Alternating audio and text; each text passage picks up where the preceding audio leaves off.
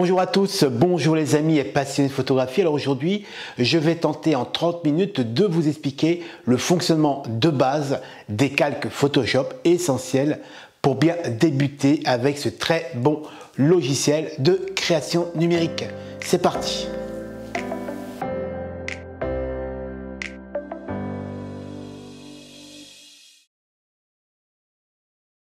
Nous voici donc dans Photoshop et dans un premier temps, j'aimerais partager avec vous comment j'ai organisé mon espace de travail car on peut personnaliser Photoshop selon son activité, que l'on soit web designer, concepteur 3D, peintre, photographe, puisque on a par défaut d'ailleurs des modules d'organisation proposés par Photoshop, ils sont ici.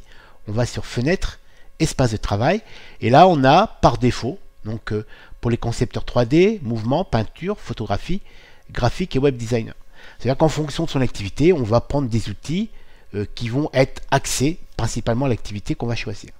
Alors, ce qui est intéressant dès le départ, c'est d'enlever les outils qui ne sont pas forcément utiles et de réorganiser cet espace de travail selon sa pratique photographique.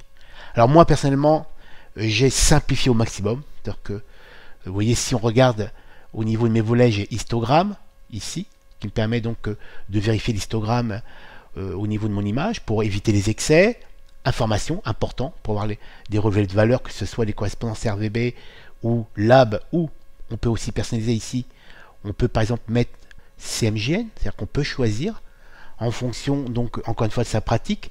Si je vais par exemple sur le ciel bleu ici, on a sur la droite la valeur RVB avec sa correspondance 4 couleurs, c'est-à-dire que si on travaille à la fois pour du partage web, soit pour des impressions RVB, et qu'on travaille aussi en parallèle pour une impression offset, CMJN, donc encre pigmentaire, on ne parle plus de lumière, on peut avoir aussi la correspondance CMJN, ce qui est plutôt intéressant. Si on double-clique dessus, on ferme le volet, voilà, parce qu'on n'en a pas forcément besoin. Hein. Ensuite, j'ai en dessous deux choses qui sont très importantes, les calques qu'on va découvrir ensemble, et à côté les tracés vectoriels. Alors, on ne va pas bien sûr aborder tout ce qui est tracé, puisque à lui seul, c'est un sujet qui est extrêmement complexe, donc il faudrait beaucoup plus de temps que ça. On va surtout axer notre découverte sur la manipulation des calques. Par contre, bien sûr, si vous êtes intéressé par ce fantastique outil de sélection, vous avez la possibilité de télécharger ma formation dédiée à cet outil, outil plume et créativité, référence 007 bleu, disponible sur mon site de formation. Et ensuite, vous avez ici donc la partie histogramme. En dessous, vous avez source de duplication qui correspond donc à l'outil tampon, etc. Les paramètres donc de réglage de mon pinceau, tampon, tous les outils d'intervention pixel, de traitement de l'image. Vous avez ici la partie qui correspond à la gestion des polices. On va aborder aussi le thème police avec donc choix de la police ici. Vous avez la taille de la police, l'interlettrage et l'interlignage, donc tout ça. Ça c'est pareil, c'est un sujet à lui seul. On peut gérer aussi les paragraphes avec ferré à droite, ferré à gauche, central, etc. En dessous, on a tous les réglages donc possibles de l'image avec les courbes, les niveaux.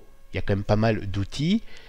On continue, donc ici c'est les documents, les propriétés de documents, c'est-à-dire que l'image qui est ouverte à l'écran, on est sur 3000 pixels sur 2000, dans un espace RVB, en 8 bits par couche, vous voyez. Et on a plein d'informations au niveau de la gestion des grilles, etc. Et si on continue, on a ce qu'on appelle donc les couches RVB. Là, on est sur 3 couches, puisque on est dans l'espace lumière, rouge, vert et bleu, et bien sûr, le composite RVB qui nous permet d'afficher l'image. Si on était, par exemple, en 4 couleurs, si je basculais cette image vers un espace pigmentaire CMJN, j'aurais donc 4 couches, cyan, magenta, jaune, noir. Donc ça, c'est l'organisation qui est la mienne, c'est pas forcément la vôtre, c'est à vous de choisir selon vos besoins. Mais si vous voulez rajouter par exemple des volets ici, on va faire une manipulation. Vous allez sur Fenêtre. Par exemple, si je veux un nuancier, donc par exemple forme ici. Hop, vous voyez, ça apparaît automatiquement ici au niveau donc du panneau, enfin du panneau latéral. Si je clique sur le volet, je reste appuyé, je tire dessus, je peux décrocher. Si j'appuie sur la petite croix, je vais désactiver l'affichage définitivement de ce volet. Mais après, je peux le déplacer, le mettre par exemple en dessous, ici. Imaginons, tout simplement parce que ça fait encore une fois partie de ma pratique photographique. Mais là, on va l'enlever, donc je tire dessus, et j'appuie sur la petite flèche, ici, et donc ça disparaît. Autre chose qui est intéressante, si je clique là-dessus, vous voyez, ça ouvre le volet historique. Si je descends, ça ferme automatiquement les autres. C'est-à-dire que en appuyant sur CTRL-clic ou clic droit sur votre souris, vous pouvez activer réduire automatiquement le panneau d'icônes. On va recommencer. Vous voyez, à chaque fois que je clique sur un panneau, ça ferme automatiquement l'autre, ce qui est plutôt pratique. On va venir cliquer juste ici au-dessus. Vous voyez, là, CTRL-clic ou clic souris sur la clic droit. Hop. Et on peut donc réduire automatiquement les panneaux d'icônes, ce qui est plutôt intéressant. Ça permet donc, regardez, par exemple celui-ci est ouvert, si je clique sur l'image, ça le ferme automatiquement. D'accord? Donc ça c'est l'organisation globale. Vous pouvez aussi bien sûr, on va reprendre un autre volet, par exemple imaginons une navigation, je peux le prendre, vous voyez, je clique sur le mot navigation, je reste appuyé sur ma souris ou sur mon stylet, et je peux venir le glisser à côté. Hop! Ça apparaît donc en troisième volet. Donc j'ai trois volets, histogramme, information, navigation. Je peux donc, grâce à ce panneau, et particulièrement grâce à ce curseur, zoomer sur l'image, voyez, déplacer la petite fenêtre soulignée par le filet rouge pour aller sélectionner une partie de l'image, zoomer, dézoomer, et si j'appuie sur la touche espace de mon clavier, j'ai une petite main qui apparaît, qui me permet, donc en restant appuyé sur la touche clavier, donc la touche espace, en appuyant sur ma souris et mon stylet, de pouvoir déplacer l'image. Voilà. Je peux aussi, en utilisant les raccourcis clavier, commande donc, ou contrôle. Alors, commande c'est pour Mac, contrôle c'est pour PC. Donc, commande moins dézoomer, ou contrôle moins. Bien sûr, encore une fois, si je vous rappelle, la touche commande c'est pour les Mac, la touche contrôle c'est pour les PC, c'est l'équivalence. Commande ou contrôle moins, de zoomer, commande contrôle plus, de dézoomer. Vous voyez? Ça permet, en restant appuyé sur la touche commande ou contrôle de votre clavier, en appuyant sur plus ou moins de votre clavier, de pouvoir zoomer ou dézoomer. On prend la barre espace et on déplace. Vous voyez, c'est assez facile de pouvoir se déplacer. Ou alors on utilise l'outil qui correspond à la navigation en déplaçant donc le cadre souligné en rouge et d'utiliser le zoom sur cette partie-là. Si on veut fermer ce volet, on clique dessus et ça le ferme. Par exemple, là, je suis zoomé à 67%. Si je fais commande ou contrôle 0, ça me permet de mettre l'image en plein écran et commande contrôle moins, de dézoomer un peu pour revenir un peu au statut global et avoir une vision vraiment générale de l'image. Donc ça, c'est à peu près comment organiser ça. On a bien sûr sur le côté ici tous les outils donc d'intervention sur l'image, les outils pinceau, on a les outils de recadrage, tout ça, donc bien sûr on ne va pas tous les développer, on n'a pas le temps pour ça. Mais en tout cas, c'était vraiment intéressant de découvrir un peu comment j'ai architecturé mon espace de travail, donc via Photoshop. Et cet espace de travail, ensuite, quand il est personnalisé, alors après, encore une fois, c'est à vous de le personnaliser selon vos besoins. On n'a pas tous les mêmes besoins. Moi, je sais que uniquement calque, tracé, histogramme, information et les outils qui sont ici me suffisent très largement à ma pratique, donc photographique en tant que retoucheur aussi. Et quand vous avez défini votre espace de travail, vous pouvez l'enregistrer. Vous allez sur Fenêtre, Espace de travail, vous voyez ici, et vous allez, Espace de travail. Donc là, mon espace de travail s'appelle Antonio Photo, mais vous pouvez organiser votre propre espace de travail, nouvel espace de travail. Vous l'appelez Mon espace, par exemple, tout simplement. Vous voyez. Vous activez la mémorisation des raccourcis clavier, des menus, des barres d'outils. Donc c'est-à-dire que l'ensemble de votre espace de travail sera enregistré et vous faites enregistrer. Si par exemple vous êtes en binôme sur le même poste de travail, puisque on peut arriver dans une activité professionnelle d'avoir plusieurs personnes sur le même ordinateur, vous pouvez passer d'un espace à l'autre. Vous allez sur Fenêtre, Espace de travail et vous avez donc ici mon espace, le vôtre et le mien. C'est-à-dire qu'on peut passer de l'un à l'autre en personnalisant encore une fois l'espace de travail. Donc ça c'est vraiment très important dès le départ quand on commence sur Photoshop, quand on est débutant, de définir ses besoins et de mettre sur le côté les volets ou les outils qui vont nous permettre donc d'adapter cet espace de travail à votre pratique photographique. Pour en rajouter sur la barre latérale, encore une fois vous allez sur Fenêtre et vous avez énormément donc de possibilités. Par exemple, je n'ai pas de volet correspondant au script, donc script ou action qui sont ici puisque je n'en utilise pas. D'accord? Dernière petite astuce très intéressante, ici vous avez une petite flèche Vous l'avez par exemple ici, pour l'instant on a une information Adobe RGB 98 en 8 bits. Si on clique dessus, on peut définir l'information, ce petit cartouche avec une information précise, nombre de calques, fichier de travail, échelle, document. Après à vous de choisir. Moi personnellement je préfère utiliser l'information profil du document, car ça me permet d'avoir une vision directe sur l'espace colorimétrique intégré à cette image, l'espace dans lequel je travaille. Alors encore une fois, c'est un thème qui à lui seul est assez conséquent. Si vous êtes intéressé par tout ce qui est gestion d'espace, colorimétrique, etc., encore une fois, vous avez mon site dédié à la formation photo, www.j'adorelaphoto.com, où vous trouverez largement ce qu'il vous faut pour vous former sur cet aspect-là, très important. Donc ça permet ici de savoir dans quel espace colorimétrique on va travailler, car dans certaines situations, c'est quand même très important d'avoir cette information.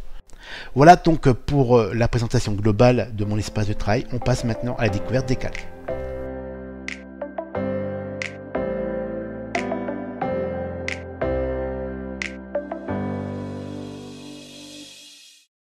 Alors Photoshop est un logiciel professionnel dédié à la gestion de l'image numérique, que ce soit de la gestion couleur, contraste, ajustement donc très précis de l'image, ou que ce soit même de la création pure, puisque Photoshop est avant tout un logiciel dédié à la retouche numérique, c'est-à-dire qu'on peut quasiment partir d'une page blanche et créer une photo exceptionnelle. C'est vrai que c'est un outil vraiment dédié à la retouche. J'ai pendant 18 ans bossé avec ce logiciel en tant que retoucheur professionnel, c'est-à-dire 8 heures par jour, 5 jours par semaine pendant 18 ans, et je n'ai pas encore atteint ses limites. C'est vrai que c'est un logiciel vraiment très performant au niveau de la création numérique. Alors oui, bien sûr, c'est un logiciel, encore une fois, professionnel, donc très complet, mais quand on débute avec ce logiciel, il faut dans un premier temps comprendre son fonctionnement de base, basé sur la gestion des calques. J'ai d'ailleurs un exemple concret à vous proposer. On va aller sur cette création numérique. On parle de création numérique puisque c'est une image qui est entièrement conçue, donc à travers des prises de vue de base bien sûr de qualité, mais ensuite il y a tout un travail de retoucheur, et je suis parti donc de cette prise de vue de base. Alors si vous appuyez sur la touche Alt de votre clavier en restant appuyé, clic sur l'œil, vous voyez, hop, ça désactive tout le reste, et donc là on visualise donc la prise de vue de base réalisée sur le quartier de la Défense, la tour des Deux. Ensuite il y a eu tout un travail donc de retoucheur pour obtenir ce résultat final. La base, la voici, résultat final. Et donc tout ce que vous voyez ici, tout ce qui est là, ce sont les fameux calques. Il faut imaginer que quand vous travaillez sur Photoshop, vous travaillez comme, il faut imaginer que c'est un millefeuille. Vous avez la prise de vue de base, celle-ci, qui peut correspondre au petit biscuit, et ensuite on va ajouter comme des couches, donc des couches de crème, des couches de pâte feuilletée, etc. Donc il n'y a pas de limite, hein. On peut faire un millefeuille de 10 cm de haut comme un millefeuille de 2 cm, puisque des fois on peut avoir des interventions relativement simples sur une prise de vue. Donc soit, je sais pas, ajustement des couleurs, ajustement des contrastes, mais on peut aller beaucoup plus loin avec des montages, des photomontages très complexes. Donc il n'y a pas de limite au niveau de la création numérique. Donc il faut vraiment concevoir, enfin il faut vraiment intégrer la notion de millefeuille. On commence par le biscuit, cette prise de vue de base, et ensuite on va rajouter petit à petit des couches les unes au-dessus des autres. On appelle ça les fameux calques. Maintenant je vous propose un peu de découvrir sur la base de cette prise de vue de New York comment les créer, comment les gérer pour vraiment intégrer ces notions de calque. Quand on commence directement sur une prise de vue, on a forcément déjà un premier calque, le calque de base, on l'appelle l'arrière-plan. On va dire que ça correspond au biscuit de notre millefeuille. Et celui-ci, d'ailleurs, vous remarquerez, il y a un petit cadenas, c'est-à-dire qu'il est verrouillé, on ne peut pas le déplacer. On peut, par exemple, intervenir dessus pour supprimer un élément, mais on ne pourra pas le déplacer. Si j'utilise l'outil déplacement qui est ici, et que j'essaie de déplacer, ça ne fonctionne pas, car il est verrouillé. Vous voyez, le calque sélectionné est un calque d'arrière-plan. Si, par exemple, je dois déplacer l'image, la repositionner, on va devoir le déverrouiller. Pour ça, on double-clique dessus. Hop, on va l'appeler base de travail. Ah, il manque un petit A, le voici. Base de travail. Et donc maintenant, je peux déplacer l'image. D'accord? Ça, c'est très important. Règle très importante quand on travaille sur une prise de vue, qu'on soit photographe ou retoucheur, il faut toujours préserver notre base de travail. Car on ne sait jamais. Une intervention, n'importe quelle intervention sur cette prise de vue peut être remise en question dans une semaine ou dans un mois, soit par vous, soit par un client. Et donc, il est très important de préserver donc notre base de travail comme référence, donc de départ, et aussi au cas où demain il y a une remise en question d'une intervention, de pouvoir repartir sur sa base de travail. Et c'est là tout l'intérêt des calques, donc de ce millefeuille de calque, car Si un calque d'intervention ne convient plus au niveau du choix final de l'image, on va tout simplement le supprimer et on récupérera donc l'image dans son statut natif. Ça, c'est très important. Donc pour commencer sur cette prise de vue, je vous conseille toujours, dans un premier temps, de réaliser un dupli donc de votre base qu'on va ensuite modifier. On vérifie qu'on est bien sur le base de travail, donc en cliquant dessus. Pour vérifier que le calque d'intervention est sélectionné, on a les petits filets blancs, vous voyez, ici, tout autour. Ça veut dire qu'on est actif sur ce calque-là. Donc, je clique dessus et je vais aller ici. Je vais aller sur dupliquer le calque, que je vais appeler dupli, tout simplement. Ce sera tout simplement duplication. Allez hop, on va mettre duplication. Et ça fait que tout mon travail sera fait dessus. Je peux désactiver l'affichage donc de ma base de travail comme sauvegarde en cliquant sur l'œil. Ça veut dire que cette image n'est plus active. Elle est donc toujours dans mon élément, mais elle n'est plus visible.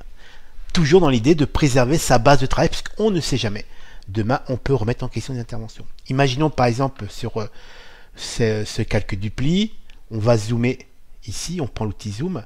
Alors je vais essayer d'utiliser le moins possible donc les raccourcis clavier, car on est dans une notion de découverte du logiciel, mais c'est vrai que les raccourcis clavier sont quand même très intéressants de les maîtriser, car on gagne beaucoup de temps. Pour l'instant, on va utiliser l'outil loop qui est ici, on va aller zoomer ici, donc je clique, j'appuie sur la barre espace du clavier, donc pour avoir la petite main, je déplace, et là, l'idée c'est de supprimer donc ce policier qui est coupé, donc un élément coupé n'est pas très intéressant dans une composition.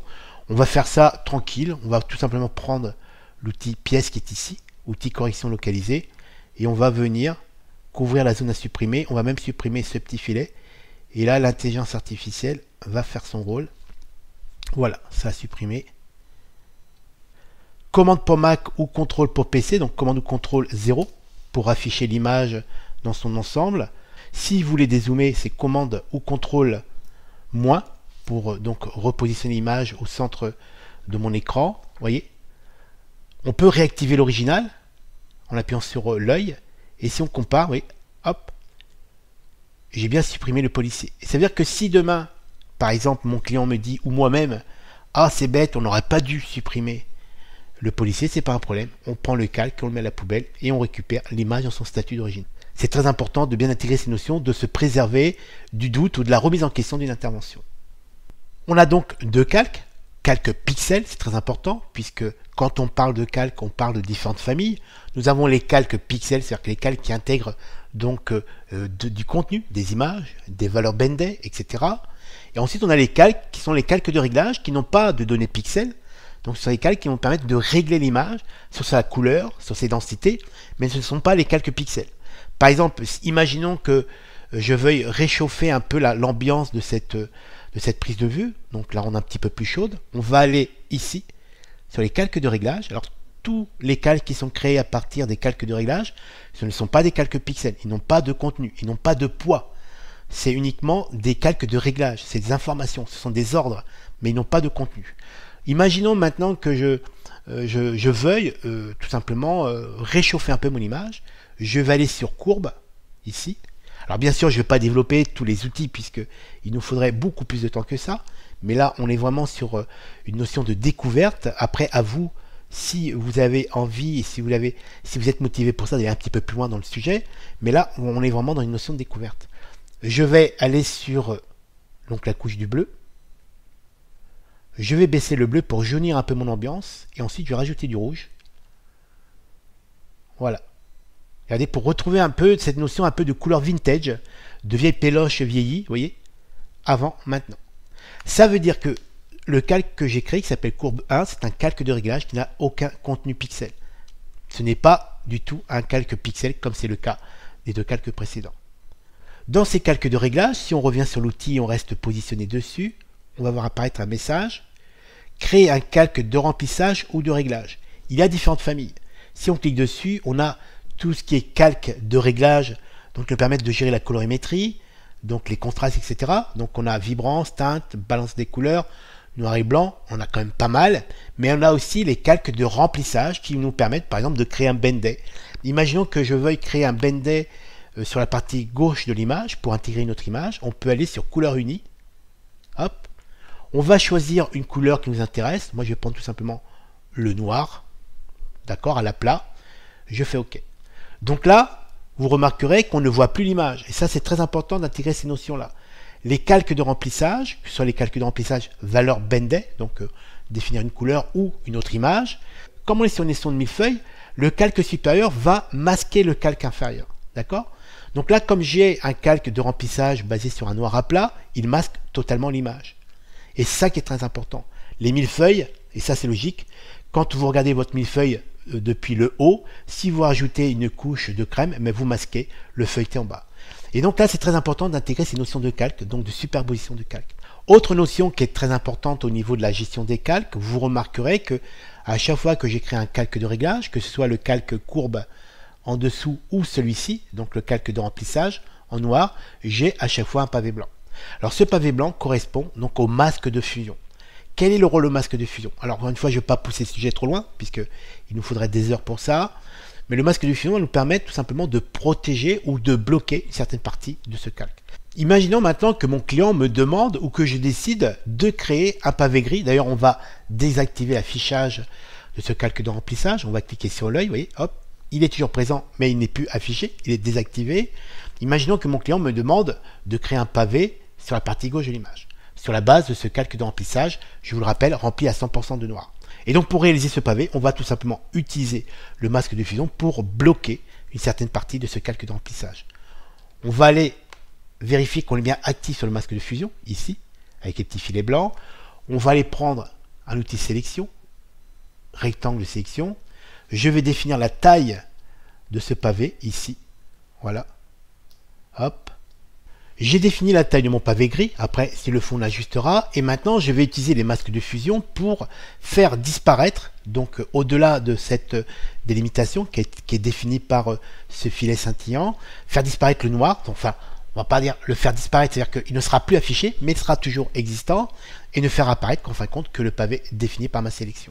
On va donc utiliser les masques de fusion. Les masques de fusion, il est forcément basé que du noir et blanc.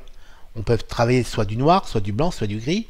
Et donc en remplissant ce masque de fusion, donc tout ce qui va être noir va bloquer l'affichage donc de mon pavé noir, et tout ce qui va être blanc va le laisser donc encore une fois visible et actif.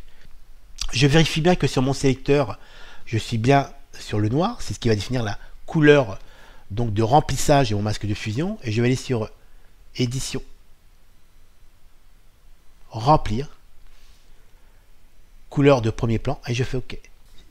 Si on regarde le masque de fusion, il y a un pavé noir, et donc on voit apparaître l'image. Tout ce qui est blanc, donc ne bloque pas l'affichage de mon calque de remplissage, de ma valeur noire à plat, et donc forcément, ça masque l'image. On est sur un millefeuille. C'est comme une fenêtre ouverte sur la photo qui est en dessous. Sauf que moi, je voulais, à la base, je vous le rappelle, donc créer un pavé gris, en affichant le reste de l'image. Donc là, c'est pas le cas, mais c'est pas un problème. On va déjà dans un premier temps désélectionner la sélection, vous voyez, elle scintille toujours, c'est-à-dire qu'elle est toujours active. On va faire commande ou CTRL D, et là on va aller sur le masque de fusion et on va le négativer.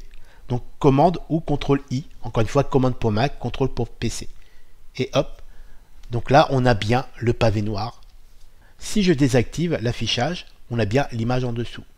C'est-à-dire que c'est une couche, c'est un calque qui vient se superposer au reste de l'image sans la détruire. Et ça, c'est très important. Et ça veut dire qu'encore une fois, cette notion de calque est très intéressante, puisque si, par exemple, le pavé ne me plaît pas, ou si, par exemple, l'existence de ce pavé est annulée, c'est pas un problème, on prend le calque et on le met à la poubelle. Et ça, c'est très important. Maintenant que j'ai défini donc la taille de mon pavé, encore une fois, c'est très important. Si vous regardez le masque de fusion, tout ce qui est noir bloque l'affichage, ce qui est blanc laisse passer l'affichage, donc mon calque de remplissage noir. Mon client et moi-même avons décidé non pas de créer un pavé noir à plat, comme c'est le cas, mais plutôt un pavé gris en transparence. Et donc on a aussi la possibilité sur les calques de jouer sur son opacité. Ça se passe ici. Vous voyez là, on est à 100%. Je clique sur la petite flèche et là, je descends. Et vous voyez, hop, je vais définir de l'opacité de mon calque. On peut aussi entrer directement cette opacité. On clique sur 37% et on va mettre 40%. Voilà. On vient donc de créer un pavé gris en transparence qui vient se superposer au reste de l'image, encore une fois, comme un millefeuille. On a, dans un premier temps, découvert les calques de contenu pixel, calque image, calque de remplissage. On a aussi découvert les calques de réglage, comme c'est le cas de celui-ci, avec la courbe qui nous a permis de réchauffer. Alors vous l'avez remarqué, il y a quand même pas mal, hein, il y a quand même pas mal de possibilités pour ajuster très précisément l'aspect couleur, aspect contraste de nos images.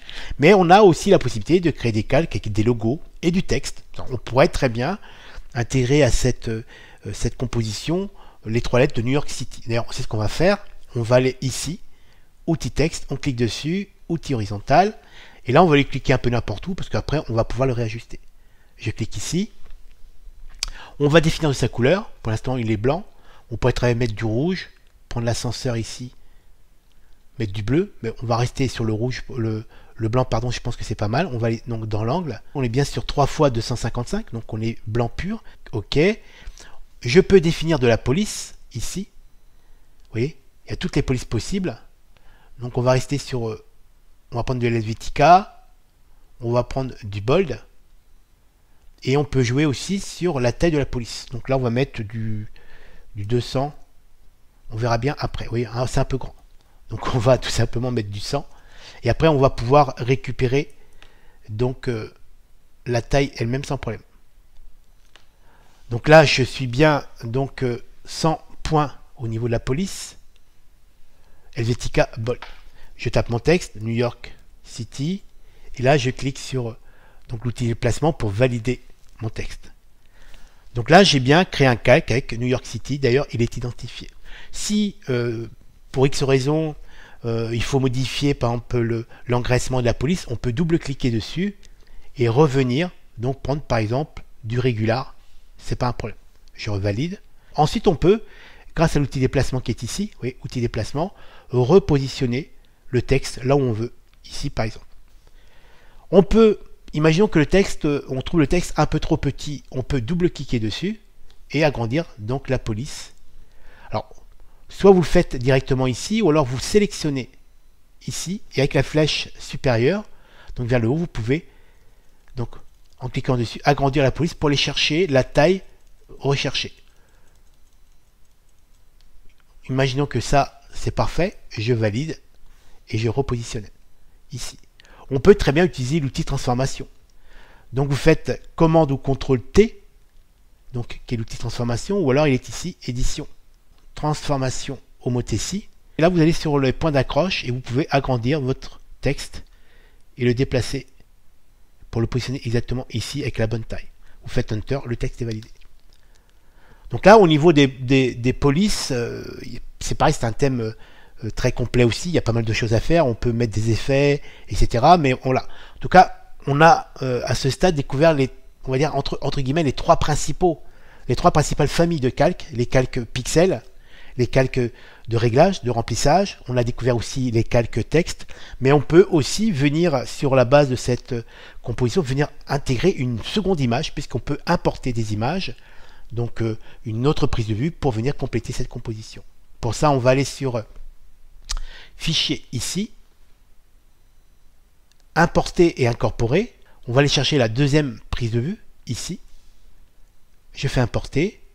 Et donc là, j'ai la possibilité de déplacer l'image, voyez, de la réduire. Donc en prenant un des points d'accroche qui est ici pour préserver l'homothétie. Et là, je réduis. Et je vais tout simplement définir de sa taille. On va la positionner ici. Ce qui est plutôt pas mal. Pour pas trop cacher les voitures en bas. Hop. Je valide le positionnement de mon image en appuyant sur la touche Enter. Vous remarquerez sur le calque qu'on vient de créer, donc un calque image, un calque contenu, il a un symbole supplémentaire ici par rapport aux autres.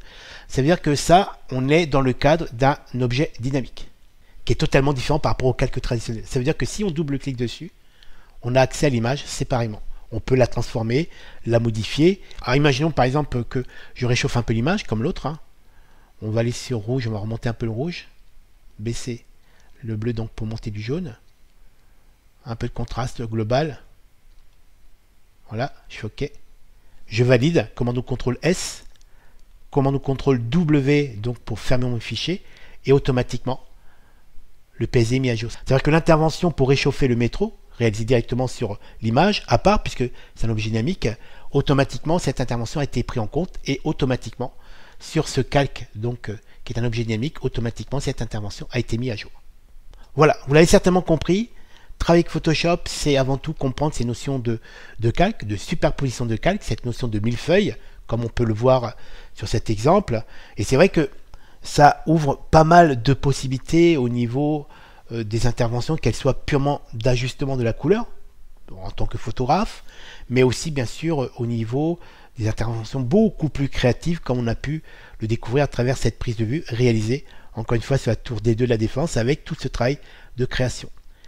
Les calques, c'est vraiment la base du fonctionnement de Photoshop. Et l'avantage qu'on a aussi avec les calques, c'est qu'on peut bien sûr les déplacer. Imaginons que je veuille placer par exemple ce calque-là au-dessus de mon image. On clique dessus, hop, je déplace et je vais le coller juste au-dessus. On peut par exemple mettre le pavé qui est ici en dessous donc de ma courbe. Ici par exemple, si je veux réchauffer donc mon pavé, si vous regardez bien, je vais désactiver ça. Regardez, mon pavé il est relativement gris. Si je clique dessus et je passe mon calque de remplissage en dessous de ma courbe, automatiquement, celui-ci paraît plus chaud, puisque ma courbe impacte, voyez, l'ensemble maintenant. Ça veut dire que cette courbe de réglage va impacter tout ce qui est juste en dessous. Ça, c'est très important. Je vais réactiver la photo qui est ici. Autre notion très importante, c'est l'écrêtage de calque. Imaginons que maintenant, pour X raison, je trouve le métro un peu trop chaud. Je vais me positionner juste là, puisque encore une fois on est dans la notion de millefeuille. Je vais aller réaliser un calque de réglage basé sur la courbe qui est ici, et je vais donc casser un peu le monté de jaune dans mon métro. Je vais faire le contraire. Donc je remonte du bleu et je vais sur le rouge et je descends le rouge. Vous voyez, avant, après. Sauf que là vous allez tout de suite remarquer que cette intervention là bizarrement touche globalement l'ensemble de ma composition. C'est normal puisque ma courbe de réglage est au-dessus de tout. On est dans cette notion de millefeuille, c'est-à-dire que tout ce qui est en dessous est impacté par donc cette courbe.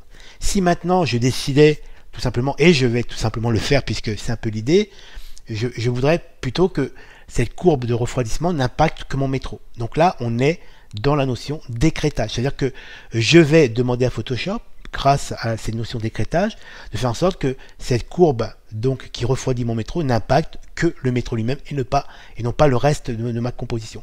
Pour ça, j'appuie sur la touche Alt de mon clavier et je vais venir me positionner juste au milieu, regardez, et là vous avez une petite flèche qui apparaît. Je clique dessus et hop, regardez.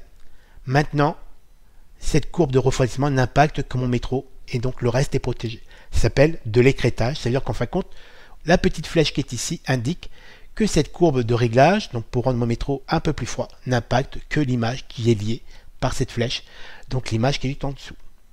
Voilà donc pour cette première mise en bouche de ce très bon logiciel de créateur qui est Photoshop, avec ce premier échange autour des calques, base de fonctionnement de Photoshop qu'il faut à tout prix comprendre pour se lancer dans l'apprentissage et la maîtrise de ce très bon logiciel.